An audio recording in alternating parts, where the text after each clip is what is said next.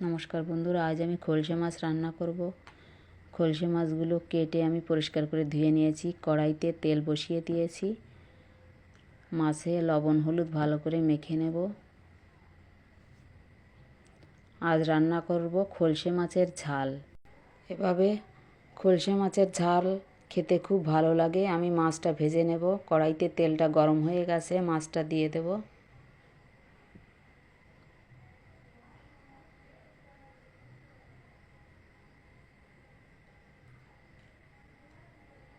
মাছটা আমি উল্টে পাল্টে ভেজে নেব।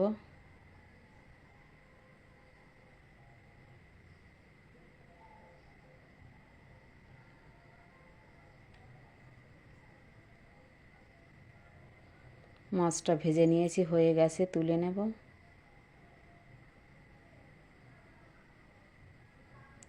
বাকি মাছগুলো আমি সব ভেজে নেব এভাবে।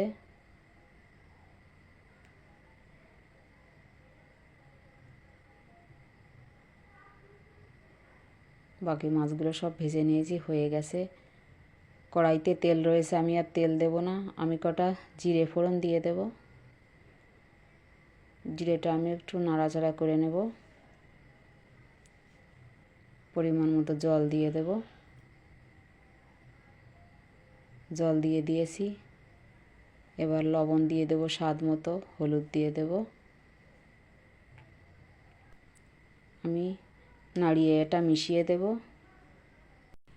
আমি খলসে মাছের ঝাল রান্না করার জন্য জিরে, কালো সর্ষে আর কাঁচা লঙ্কা বেটে নিয়েছি, এটা দিয়ে দিয়েছি।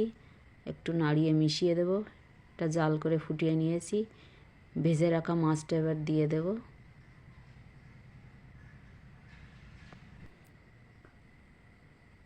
এবার উপর দিয়ে আমি একটু সর্ষের তেল ছড়িয়ে দেব। এটা জাল করে নেব। এবার ঝোলটা কম হয়ে গেছে।